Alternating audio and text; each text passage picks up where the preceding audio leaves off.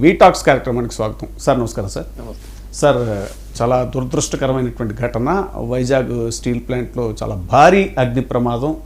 ద్రవ ఉక్కు మీద పడిపోవడంతో దాదాపుగా 8 మంది ప్రాణాలు కోల్పోవటం, అలాగే చాలామంది క్షతగాత్రులయ్యారు. అయితే ప్రభుత్వం తరఫున లోకేష్ గారు అక్కడికి వెళ్ళటం, అక్కడ బాధితులను పరామర్శించేటువంటి దశలో ఒక దశలో వాళ్ళకి వాగ్వాదం జరిగింది సార్. అక్కడ కార్మిక నాయకులకి వాళ్ళు ఏమంటారంటే, ముఖ్యంగా కార్మిక సంఘాల నాయకులు ఇది నిర్లక్ష్యానికి గురవుతుంది, ఇది ప్రమాదం కాదు నిర్లక్ష్యం అనేలాగా వాళ్ళు మాట్లాడుతున్నారు. ఎందుకు అనంటే, వైజాగ్ స్టీల్ ప్లాంట్ని ప్రైవేటీకరించడంలో భాగంగా ఇది ఒక్కొక్క విభాగాన్ని అలా వాళ్ళు కుదిస్తూ వస్తున్నారు. ముఖ్యంగా రిక్రూట్మెంట్స్ ఆపేశారు, మ్యాన్ పవర్ సరిపడంత లేదు, తర్వాత యంత్రాల విడిభాగాలను కొత్తగా కొనుగోలు చేయట్లేదు, అలాగే మరమ్మతులు చేయించట్లేదు, రసాయనాలు ఏవైతే వాడుతున్నారో అవి కూడా నాసిరకం వాడుతున్నారు, ఇలా చాలా చెప్తున్నారు సార్. అసలు ఏంటి, దీన్ని ఎలా చూడాలి? ఒక ఘోర పెను విషాదంగానే చూడాలి.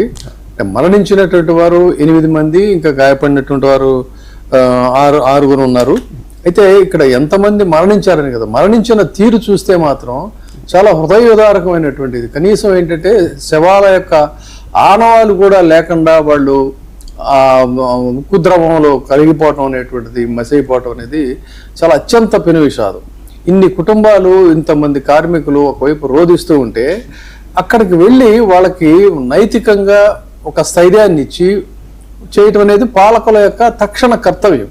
సో ఆ ప్రాతిపదికనే మరి విశాఖ స్టీల్ ప్లాంట్ విషాదం చూస్తే ఆ కార్మికుల వేదన అంటే ఇక్కడ పాయింట్, ఇక్కడ ప్రధానంగా గమనించాల్సింది ఏంటంటే, మీరు మీ కుటుంబంలో ఎవరైనా చనిపోయారా అనేటువంటి మాట, అది అసలు మరి ఏ విధంగా దాన్ని నిర్వచించాలో నాకైతే అర్థం కావట్లేదు. అంటే ఎస్, ఖచ్చితంగా ఎవరినైతే ప్రశ్నించారో వాళ్ళ కుటుంబంలో సభ్యులని నేనంట. ఎందుకంటే కార్మికులందరిది కూడా ఒక కుటుంబం.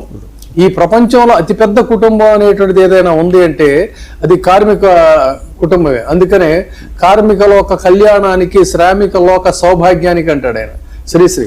కార్మిక లోకం అనేది ఒక ఫ్యామిలీ. ఆ ఫ్యామిలీలో ఎవరిది అయిపోయినా వాళ్ళు అదే స్థాయిలో స్పందిస్తారు, వాళ్ళు అదే స్థాయిలో బాధపడతారు, అదే స్థాయిలో వాళ్ళు ఆగ్రహం వ్యక్తం చేస్తారు.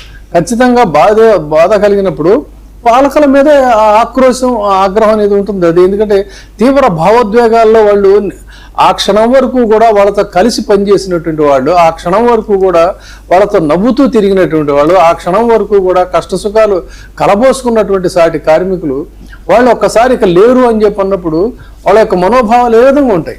అదే డెఫినెట్గా ఇంకా చెప్పాలంటే రోజు పనిచేసేటువంటి ఒక కలీగ్స్ ఎవరైతే ఉంటారో కుటుంబ సభ్యుల కంటే కూడా ఎక్కువ. అటువంటిది వాళ్ళ తరఫున నిలబడి ఎవరు మాట్లాడతారంటే, ఇప్పుడు మరణించినటువంటి వాళ్ళు మాట్లాడరు, వాళ్ళ కుటుంబ సభ్యులు తీవ్రమైనటువంటి వేదనలో ఉన్నారు. మరి వారి తరఫున ఎవరు మాట్లాడతారు? వారి సహచరులు, ఆ కార్మిక సంఘాల ప్రతినిధి బృందం మాత్రమే మాట్లాడతారు. అది తప్పంటే ఎట్లా అసలు?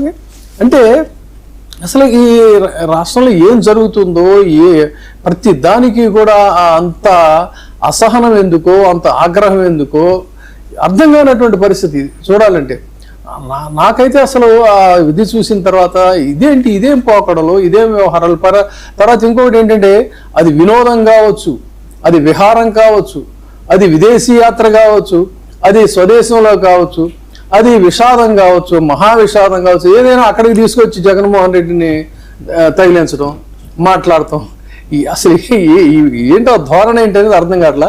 ఒకసారి మనం వాళ్ళ యొక్క ఇది చూద్దాం. చూసిన తర్వాత మనతో పాటు కొండ రాజీవ్ గారు, వైసీపీ రాష్ట్ర అధికార ప్రతినిధి.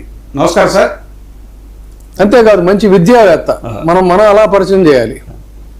తర్వాత అక్కడ స్థానికంగా ఆ విశాఖ యొక్క పరిస్థితులన్నీ కూడా చూస్తూ పెరిగినటువంటి వ్యక్తి. రాజు గారి దగ్గరికి వెళ్లే ముందు ఆ బయట ఒకసారి ప్లే చేయండి. ఎందుకంటే ఇప్పుడు అసలు ఈ విశాఖ ప్రైవేటీకరణ ఎవరి వల్ల ఆగింది అనేటువంటి కొత్త చర్చ ఒకటి వచ్చింది sir.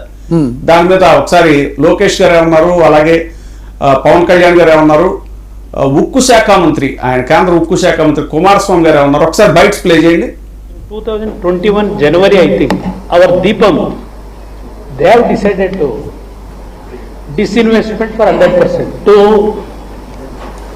go for the selling of the unit, to privatize the unit. 100%.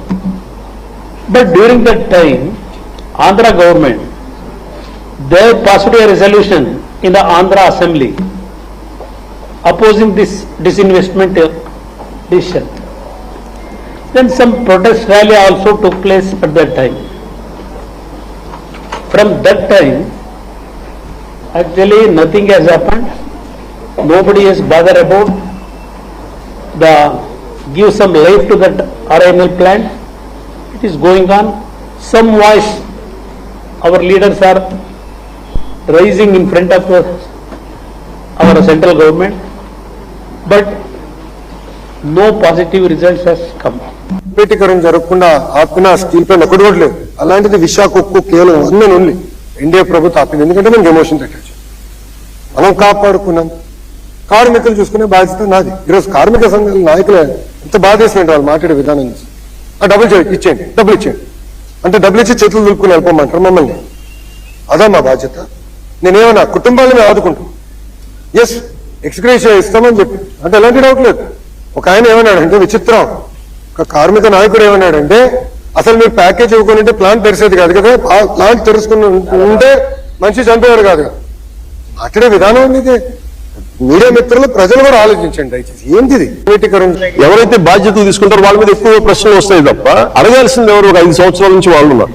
దానికి ముందు కాంగ్రెస్ ప్రభుత్వం ఉంది, ఆల్మోస్ట్ క్లోజ్ టు 10 years. ఇది అప్పటి నుంచి చేయాల్సింది. ఇవన్నీ వారసత్వపు ఇష్యూస్ గా వచ్చినాయి, లెగసీ ఇష్యూస్ గా వచ్చేసినాయి. నాకేముంది, నేను ఏ సంవత్సరం నుంచి మేము పారిపోవడానికి లేదు. గత